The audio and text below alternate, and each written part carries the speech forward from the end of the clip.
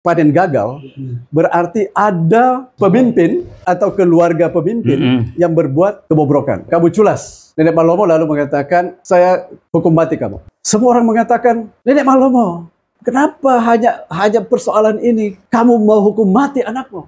Wahai tuanku, mana yang kamu sukai, yang Anda sukai, yang Bapak sukai? Satu telur atau banyak telur? Anakku ini yang lagi sakit kulit akan saya singkirkan. Ada sejarah yang menarik. Bagaimana raja itu menghukum dirinya sendiri.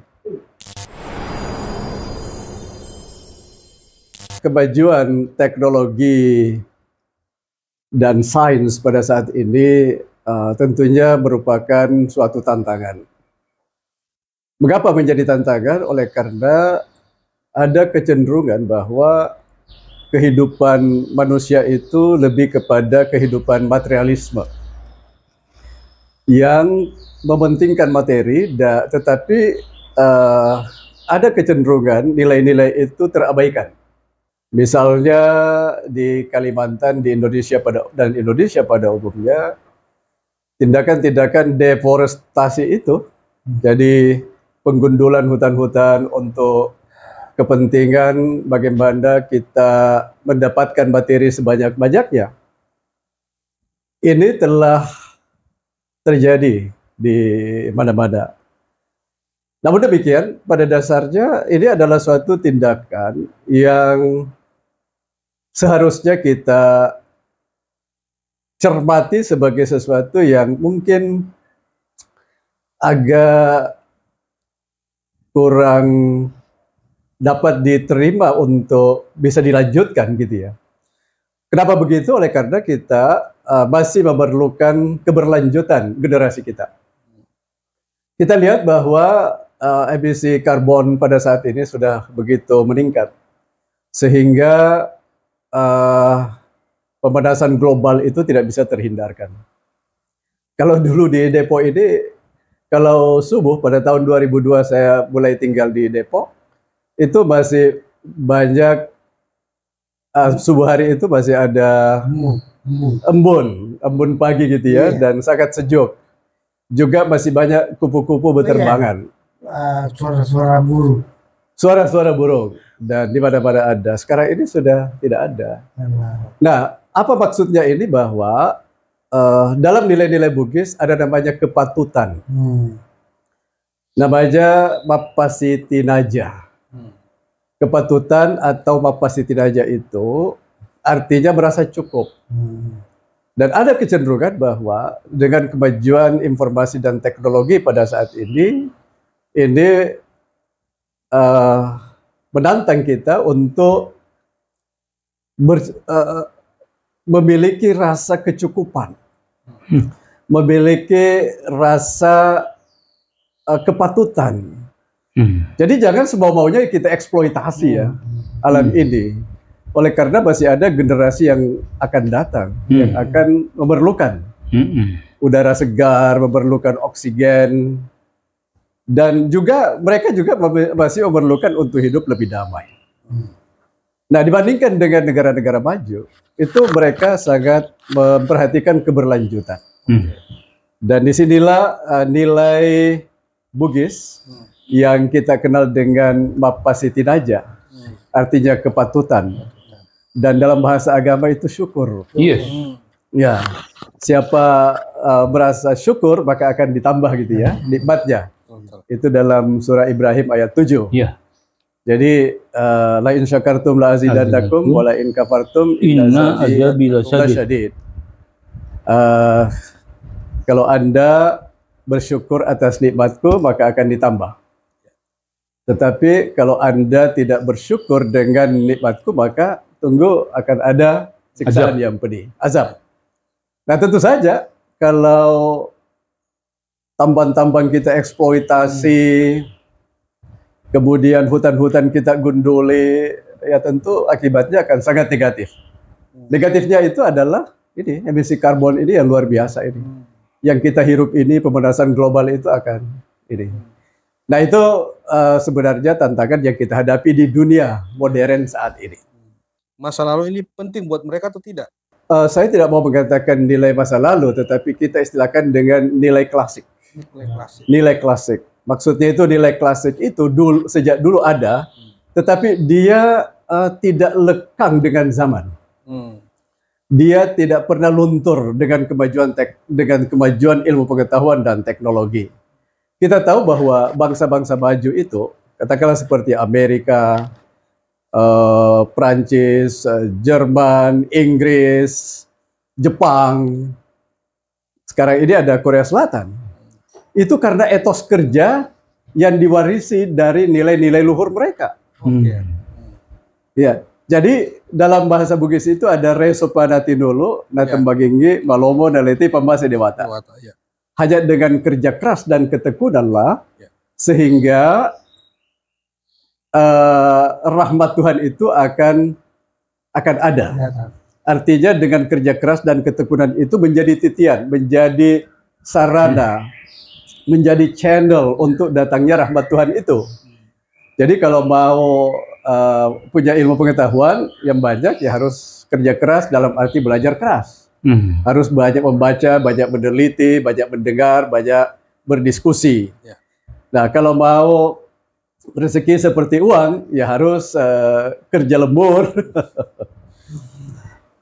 Tentunya ini adalah suatu modal dasar bagi setiap generasi, siapapun itu, apakah generasi yang ada di Indonesia atau di mana saja, ini memang etos kerja itu harus ada.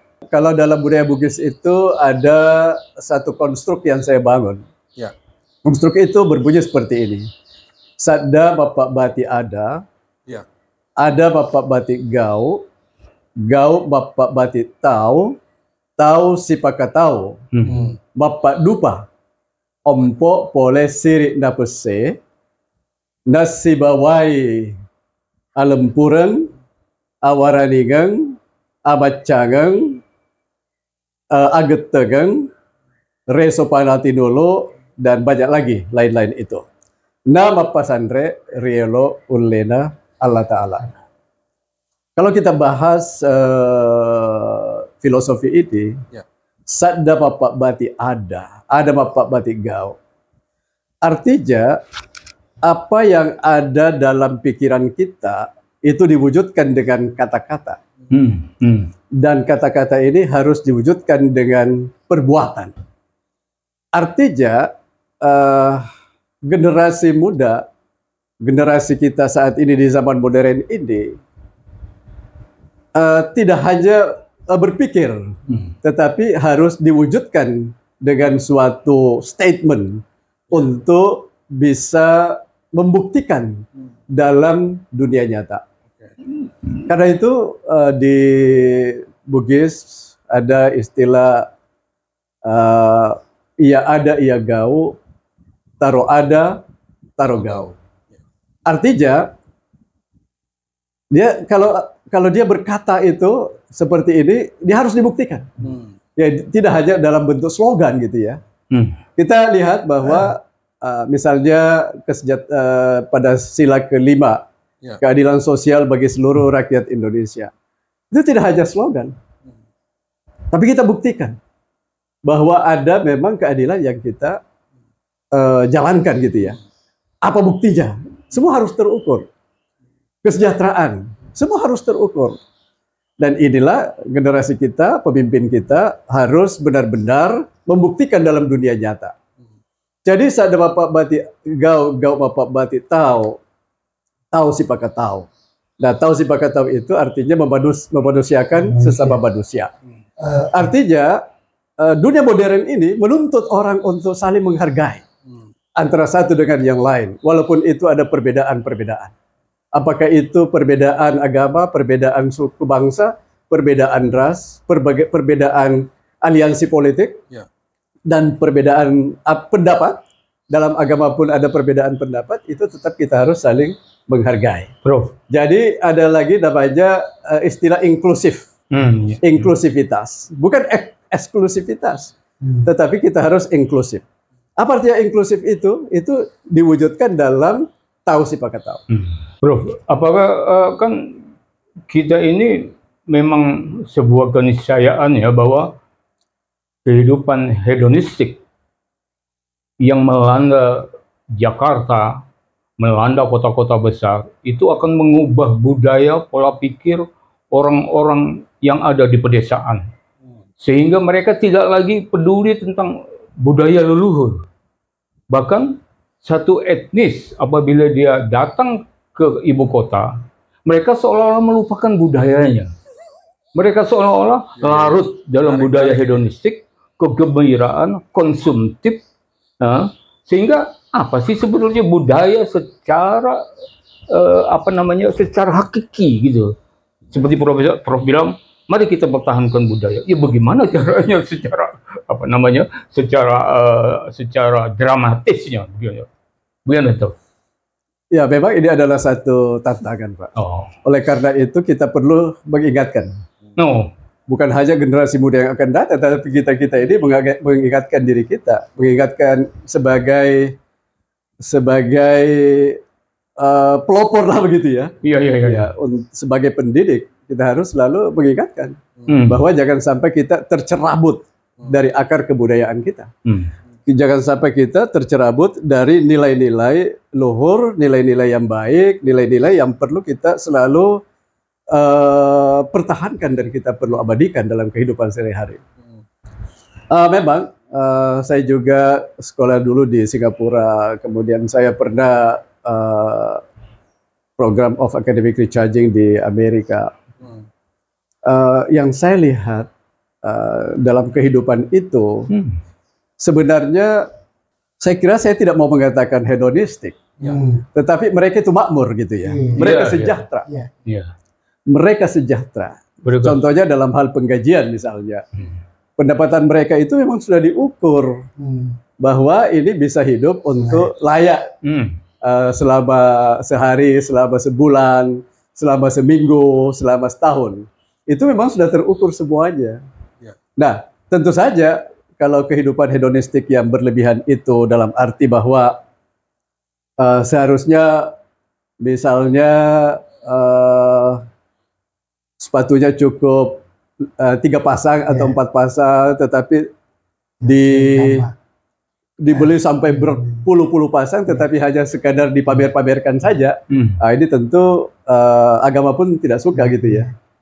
Ya, jadi sebenarnya memang kalau hal-hal seperti ini dalam budaya kita, dan saya kira juga dipegang seluruh dunia ya, bahwa kehidupan hedonistik itu kurang dianggap bersederhana dalam hidup.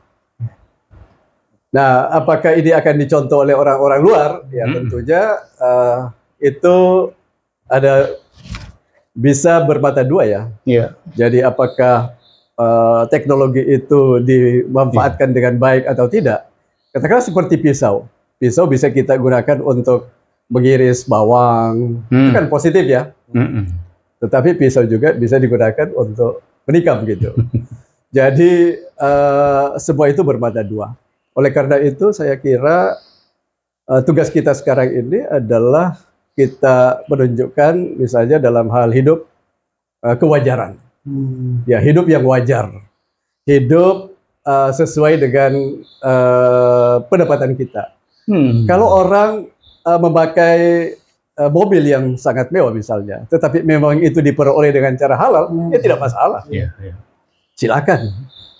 Bahkan dalam agama Islam pun kita ke masjid itu perlu menggunakan pakaian yang terbaik gitu kan. Itu bukan hedonistik, ya, tetapi itu tanda syukur kehadirat Allah Subhanahu wa taala. Oleh karena memang Allah itu, Tuhan ini akan memberikan rezeki tanpa batas bagi mereka yang dikehendaki. Jadi justru kalau tidak digunakan dengan sebaik-baiknya, itu tidak berarti mensyukuri nikmat Allah Subhanahu wa taala. Tetapi hedonistik dalam arti yang berlebihan itu, ya itu yang memang tantangan kita. Itu menarik tadi bahwa kita harus kembali ke peradaban klasik. Klasik tidak berarti tradisional ya. Mengambil alih mentah begitu saja. Klasik dalam pengertian itu kemanfaatannya tidak berlebihan seperti tadi kepantasan. Nah, saya melihat begini, pada akhirnya ini harus mengalami sebuah proses yang namanya pengelolaan, pengendalian. Nah, siapakah yang bisa mengendalikan kehidupan ini? Tentu adalah yang berkuasa. Nah, berkuasa dan bekerja tentu harus ada sesuatu model penguasaan kepemimpinan yang harus bisa menjadi sebuah rujukan. Rujukan apa yang kita bisa sodorkan. Ya, intinya bahwa saya melihat kemarin pidato Pak Prabowo ini sangat menjanjikan begitu ya. Salah satu hal yang dia menjanjikan bahwa saya tidak takut kepada orang-orang yang menyeleweng begitu ya. Saya tidak takut kepada orang-orang yang berusaha untuk korupsi, untuk membangkrutkan negara ini gitu ya. Jadi ini salah satu juga nilai di budaya Bugis, namanya awaradingan. Jadi keberanian. Keberanian bukan bermakna nekat ya, nekat, tetapi keberanian moral. Nah, keberanian moral itu artinya berani mengatakan apa adanya, berani bertindak, berani mengambil kebijakan yang mungkin orang lain tidak senang terhadap kebijakan itu. Dan kita berharap bahwa pemerintahan yang ada sekarang ini, pemimpin kita, harapan kita bahwa beliau bisa mengambil langkah-langkah berani untuk bisa mengentaskan apa yang harus dientaskan, ya kemiskinan utamanya. Kenapa kita di Indonesia ini banyak orang miskin kira-kira? Bukan karena mereka malas bekerja, tetapi mungkin banyak orang mengatakan bahwa karena korupsi yang terlalu tinggi. Banyak orang mengatakan seperti itu. Tapi saya kira mungkin ada benarnya. Kenapa demikian? Misalnya saja ada pengairan yang mau dibangun pada suatu wilayah yang memang memerlukan air. Tetapi lalu pengairan itu tidak jadi hanya karena dikorupsi. Ya ini tentu mengakibatkan suatu dampak yang benar-benar bisa menyengsarakan masyarakat. Jadi tadi ini nilai kejujuran itu memang harus dibarengi dengan keberanian. Dan keberanian itu pun harus dibarengi dengan nilai kejujuran. Itu sebabnya tadi ada namanya, kalau ada di Jawa itu hasta brata ya istilahnya ya. Kalau kita di Bugis itu namanya sulapa epak. Nah, sulapa epak dalam hal kepemimpinan itu adalah seorang pemimpin itu baru dikatakan bisa diangkat menjadi pemimpin. Dan pemimpin yang tulen dan benar kalau dia memiliki 4 sifat, 4 karakter. Pada karakter itu macai nama lempo, waraniwi nama geteng. Nah ini juga perlu kita sosialisasikan kepada generasi kita masa kini dan masa yang akan datang, bahwa seorang pemimpin itu harus cendekia. Cendekia itu artinya dia cerdas, dia juga bijaksana. Tapi kalau orang cerdas tidak cendekia itu beda. Orang cerdas bisa kalau dalam bahasa Inggris ada namanya clever. Clever itu artinya lihai. Biasanya orang-orang lihai itu katakan he's clever. Dia itu lihai benar dia. Cerdik gitu ya. Tetapi cerdik pandai, ini lain lagi. Jadi orang-orang cendekia itu bagi orang-orang Bugis Makassar adalah mereka yang memiliki kemampuan nalar yang tinggi. Ya. Jadi pemimpin-pemimpin Bugis dikatakan dia baik kalau dia bisa menjawab segala macam pertanyaan. Jadi dalam lontara dikatakan bahwa pemimpin yang hebat itu, artinya orang yang hebat itu adalah manakala dia ditanyai berbagai macam pertanyaan, dia mampu jawab dengan baik. Kalau dia didatangi satu berita buruk, dia tidak tergesa-gesa mengambil tindakan. Tetapi dia tenangkan dirinya. Kira-kira dia minta kepada Tuhan kepada Allah Subhanahu wa taala untuk bagaimana dia merespons suatu stimulus yang kemungkinan kalau dilakukan dengan tergesa-gesa itu jadi tantangan. Macai nama lempuk, kalau dia hanya pintar saja tetapi tidak jujur, maka dia dengan mudah membodoh-bodohi orang gitu ya. Itu bahasanya seperti itu. Yeah. Jadi jujur itu artinya dia mengambil langkah-langkah untuk kepentingan bersama. Dia tidak hanya pintar bagaimana mengelola suatu negara, mengelola suatu bisnis, tetapi juga dia harus mengatakan bahwa katakanlah kalau dia menjual laptop misalnya, dia menjual laptop. Dia katakan bahwa kelebihan laptop ini, kekurangannya ini, begitu. Itu tanda orang yang jujur. Jadi mengatakan barangnya apa adanya, bukan hanya kebaikannya yang dia katakan, tetapi juga keburukannya. Jadi jujur di sini juga adalah bagaimana dia menjalankan aturan itu dengan benar. Ya. Jadi sudah ada aturan-aturan. Jadi dia tidak berusaha memanipulasi aturan itu untuk kepentingan pribadinya. Nah, katakanlah seperti ini, ketika Nenek Malomo itu seorang hakim agung di Sidenden Rapang di Bugis itu. Pada suatu hari dia diwakili oleh anaknya, putranya untuk turun sawah. Nah, biasanya kan untuk turun sawah itu ini pemuka masyarakat lah ini yang namanya Nenek Malomo inilah yang memulai namanya sawah. Jadi mulai dia mencangkulkah atau menggunakan luku. Luku itu apa ya? Bajak ya. Bajak sawah. Nah, waktu itu dia sakit. Sementara sudah mau dimulai untuk mengerjakan sawah. Lalu Nenek Malomo wakilkan kepada putranya. Ketika diwakilkan putranya bingung. Ini apa yang harus dilakukan untuk turun sawah ini? Sementara tidak ada petunjuk dari Nenek Malomo, ayahnya sendiri. Akhirnya dia mengambil bajak sawah itu dari sawah tetangga. Kemudian dia gunakan itu untuk memulai. Sekarang kita mulai menanam, untuk mengerjakan sawah dengan menggunakan bajak yang tadi tidak diminta dari yang punya itu. Nah, akhirnya apa yang terjadi? Ketika panen, masanya panen, tidak ada hasil. Jadi bahasa Bugisnya padi itu longko ya, longko. Makapa. Jadi tidak ada isinya. Tidak ada isinya padi itu beras. Jadi tidak ada beras di dalamnya gitu. Kropos. Ya, kropos dia. Akhirnya tidak ada yang jadi. Bagi masyarakat Bugis, kalau panen panen gagal, berarti ada pemimpin,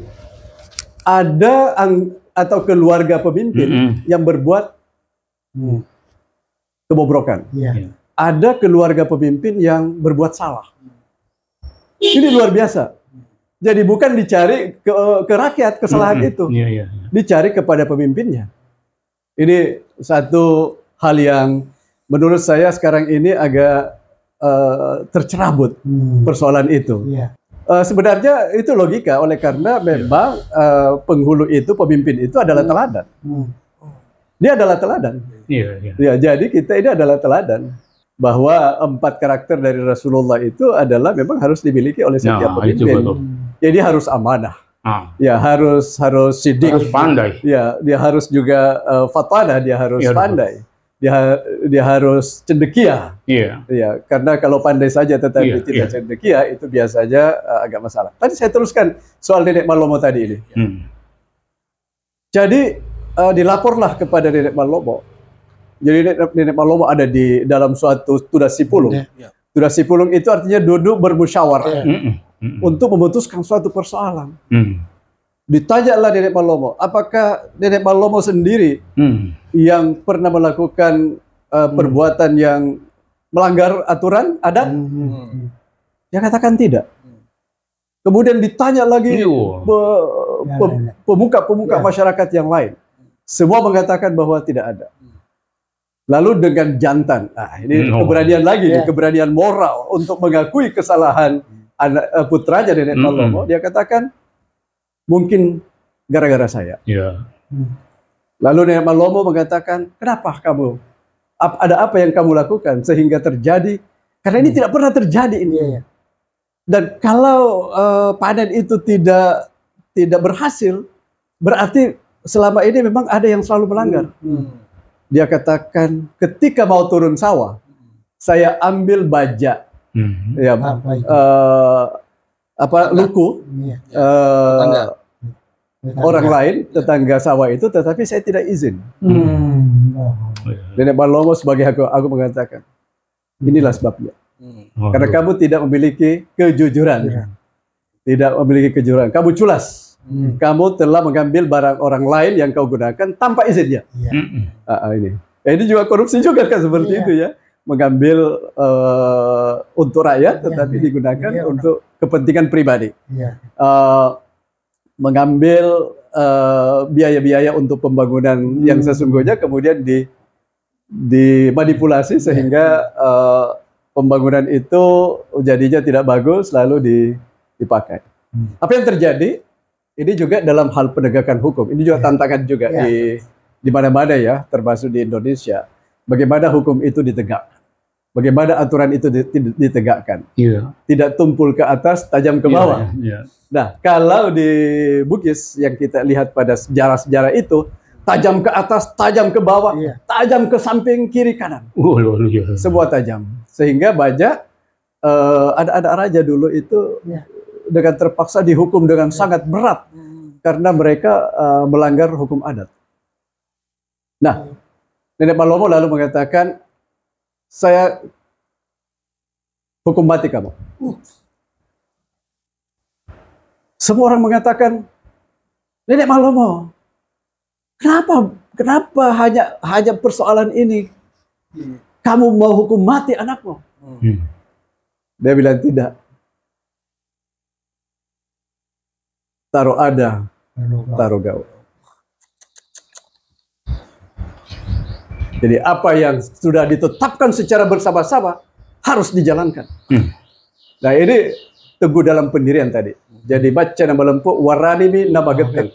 Berani mengambil tindakan dan teguh dalam pendirian yang benar. Ini satu sejarah yang cukup mengharukan sebenarnya dan membuat kita berpikir. Dan akhirnya anaknya dihukum mati. Benar-benar dihukum mati. Bukan hanya itu. Cuma gara-gara pinjam. Mengambil, bukan meminjam. Mengambil tanpa izin. Mengambil tanpa izin. Ya, itu digunakan untuk publik sebetulnya. Kegunaannya untuk publik. Iya. Tetapi akibatnya bukan untuk dimiliki. Ya, akibatnya menyengsarakan publik. Ya, perbuatannya itu. Nah, bukan hanya itu. Suatu hari di Kerajaan Luwu, itu putri raja sakit kulit. Mungkin semacam lepra. Masalah oli. Ya, Sakoli itu. Jadi sekarang diabadikan di daerah Wajo. Ada kampung namanya Sakoli. Itu artinya sekeuli. Tapi ceritanya begini. Jadi lepra itu kan menular ya. Menular. Lalu bisik-bisiklah orang bahwa putrinya raja ini sakit lepra, sakit kulit yang tidak bisa disembuhkan. Dan ini bisa membahayakan orang kalau tidak disingkirkan. Tetapi ini putrinya raja ini. Ini di Luwu itu ya terjadi. Betul. Lalu berembuklah para ketua-ketua kelompok, namanya kelompok Anam. Jadi tetua yang mewakili daerah-daerah masing-masing. Wanua masing-masing. Ya, daerah masing-masing. Berkumpul mereka, sudah sipulunglah mereka itu untuk membicarakan hal ini. Lalu diutuslah satu orang untuk menghadap raja. Tetapi tetap untuk sebagai juru bicara. Lalu saya mau bertemu dengan raja, katakan kepada pengawal, "Yo, silakan. Karena memang orang-orang tua kita dulu itu tidak ada istilah protokoler yang sangat ini. Pokoknya kalau ada rakyat yang mau bicara dengan raja, itu terbuka sekali. Lalu tetua dari kelompok Anang ini bicaralah. Bahasanya seperti ini. Wahai tuanku, kira-kira seperti itulah.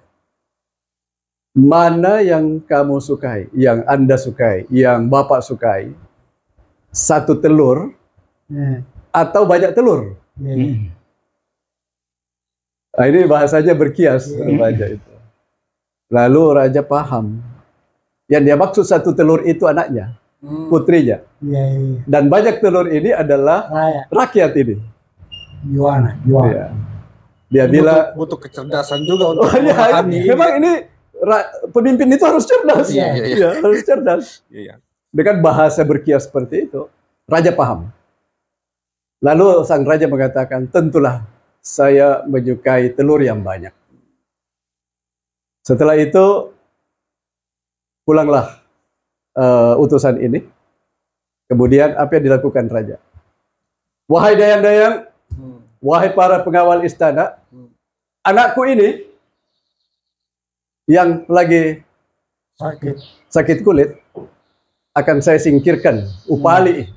Itu ada bahasa ipali. Ipali artinya disingkirkan dari keramaian, dari kampungnya ke suatu tempat yang sunyi. Itu ipali. Yang tidak ada peradaban. Yang tidak ada orang di sana. Akhirnya di Teluk Bone itu, karena itu daerah kota Palopo itu kan ada laut ya, namanya Teluk Bone. Itu dekat sekali pelabuhan itu. Dari istana Raja Luwu ke pelabuhan itu kalau sekarang ini kira-kira sekitar 2,5 kilo. 2,5 kilo. Tetapi di kerajaan Luwu itu yang ada sekarang ini istana di sana itu dulu sungai sampai di situ. Jadi lekuk sungai itu sampai di situ di depan Masjid Tua. Depan Masjid Tua yang temboknya itu kira-kira ada sedepah. Ya, tebal temboknya itu. Itu dibuat dari dari batu yang dipahat. Kemudian di tengah-tengah itu ada lagi pohon besar sekali. Akhirnya bersama dengan dayang-dayangnya dialirkanlah ke sungai. Pokoknya biarkanlah dewata ya, biarkanlah Tuhan yang mau bawa kemana. Jadi begitu bagaimana raja ini baik dari Nenek Malomo tadi maupun Raja Luwu ini jauh dari nepotisme. Nepotisme itu artinya mementingkan keluarga. Nepotisme itu bermakna bahwa memberikan keuntungan kepada keluarga, walaupun anggota keluarga, walaupun sesungguhnya dia tidak cocok untuk itu, gitu ya. Misalnya diberikan suatu kedudukan. Atau mungkin bakal merugikan banyak orang. Merugikan banyak orang, betul. Bakal merugikan banyak orang. Jadi mereka itu teguh dalam suatu pendirian. Dan dia selalu mengutamakan orang banyak. Jadi, ya. Jadi tadi ini sampailah dia ke suatu tempat di daerah Wajo. Jadi dia terdampar dia di daerah Wajo itu. Kemudian pada suatu hari dia mandi di sungai, dia didatangi kerbau bular. Itu bule. Albino. Ya, kerbau berwarna merah gitu ya. Berwarna merah muda itu kan kerbau itu. Ya, kekuasaan Tuhan, dia jilati seluruh tubuhnya dan sembuhlah putri raja ini. Dan ketika itu sempurnalah kulitnya sehingga dikatakan Sakoli. Dan daerah itu, daerah Wajo ada namanya Sakoli, artinya sekeuli. Ya, sekeuli artinya sudah sempurna kulitnya. Kemudian dia menikah dengan anak Raja Wajo pada saat itu. Jadi di sini memang bagaimana nilai-nilai leluhur kita ini teguh dalam suatu pendirian yang benar, tidak mau melakukan pelanggaran, dan kalaupun dia melakukan pelanggaran, dia akui pelanggaran itu dan dia rela untuk dihukum. Ya, walaupun itu dirinya sendiri. Nah, ada lagi satu di daerah Sopeng. Ada sejarah yang menarik. Bagaimana raja itu menghukum dirinya sendiri. Karena tidak ada orang yang mau memberikan hukuman. Iya. Jadi di suatu hari raja ini jalan ya. Dia jalan di tengah sawah. Kemudian dia menemukan barang. Saya lupa barang itu, atau semacam cangkul lah dia temukan. Dan cangkul itu baik sekali, bagus sekali itu cangkul itu. Bersama dengan parang yang bagus ya. Nah kemudian dia ambil, dia umumkan. Barang siapa yang kehilangan barang ini silakan diambil, ada di istana. Tapi tidak ada orang yang mengaku gitu ya. Tetapi apa yang terjadi? Dapur orang-orang yang ada di Sopeng itu ditumbuhi rumput. Kenapa? Apa artinya ditumbuhi rumput? Artinya orang tidak memasak. Kenapa? Oleh karena panen itu tidak. Ini orang Sopeng ini. Ini sejarahnya itu. Saya lupa namanya. Namanya itu ada dalam buku saya itu namanya itu. Dapur tidak berasap, orang-orang kelaparan. Ini pasti ada lagi kesalahan pemimpin. Nah, itu. Jadi bukan rakyat yang di ini. Ini cocok dengan Al-Quran. Walau anhal qura amanu wattaqau la fatahna alaihim barakatim minas samai wal ard walakin kazzabu fa ahzasnahum bima kanu yakzibun. Kalau suatu penduduk negeri atau desa itu tidak bertakwa, walau ahna alal qura amanu wattaqau. Kalau saja suatu penduduk desa itu beriman dan bertakwa, maka sungguhlah dia diberikan rahmat dari langit dan bumi. Nah, salah satu ciri orang yang tidak bertakwa menurut budaya Bugis adalah ketidakjujuran. Ya. Jadi ini maksudnya ini jangan ambil barang itu. Sama dengan di barat. Di barat, di negara-negara maju, katakanlah seperti di New Zealand, di Australia, di Prancis, di Jerman, di Amerika bahkan. Kalau kita ketenggelan barang di satu tempat, itu tidak disentuh-sentuh, tidak diambil. Jadi ketika itu raja merenung. Apa ya kesalahan yang diperbuat oleh keluarga saya ini? Tanya keluarga semua. Siapa di antara kalian pernah mencuri atau apa mengambil barangnya orang lalu Anda tidak bilang? Tidak ada. Kami semua ini selama ini jujur. Terus dia ingat, wah jangan-jangan saya ya. Tahun lalu itu saya menemukan barang dan ini masih ada barangnya ini. Ini tetapi tidak ada orang mengaku. Tapi kenapa saya tidak cari ya orang yang punya gitu kan? Kenapa tadi yang punya? Kenapa bisa jadi orang itu segan untuk mengadukan itu barangnya yang hilang? Saya salah. Dikumpulkan semua rakyat. Wahai rakyat Sopeng, ketidakjadian panen ini, ketidakberhasilan panen ini, itu karena saya. Karena saya telah menemukan barang di sawah. Lalu saya tidak mengembalikan kepada orangnya. Bukan karena saya tahu orangnya, karena saya tidak tahu. Bukan karena ingin mengambil barangnya, karena saya tidak tahu. Tetapi saya yakin inilah penyebabnya. Karena saya tidak jujur. Kenapa saya ambil barang itu, tidak tinggalkan di situ saja. Akhirnya apa? Dia hukum dirinya. Semua kerbau saya itu ambil separuh. Kerbau, bukan sapi. Ya, ambil kerbau itu lalu potong untuk dimakan bersama supaya kalian bisa kenyang dan tidak lapar lagi. Jadi dia hukum dirinya. Pepatah yang manis yang muncul itu karena dimulai dari perbuatan. Dimulai dari contoh dari para pemimpin. Ayah saya itu 25 tahun menjadi kepala desa pada zaman Orde Lama dan Orde Baru. Tetapi dia mengundurkan diri jadi kepala desa karena dia diajak untuk berkongsi menyelewengkan. Menyelewengkan bukan pajak Pak Fian itu. Dia menyelewengkan subsidi jembatan. Karena dia diberikan dana 150.000, dia buat 3 jembatan. Padahal mestinya untuk 1 jembatan. Setelah pemeriksa datang, dia katakan, ini auditor datang, ini Bapak menghabiskan dana 150.000 ini tidak semuanya pada jembatan ini. Mana uang yang lain? Bapak ambil ya? Tidak, itu ada lagi 2 jembatan yang lain. Wah, tidak boleh begitu katanya.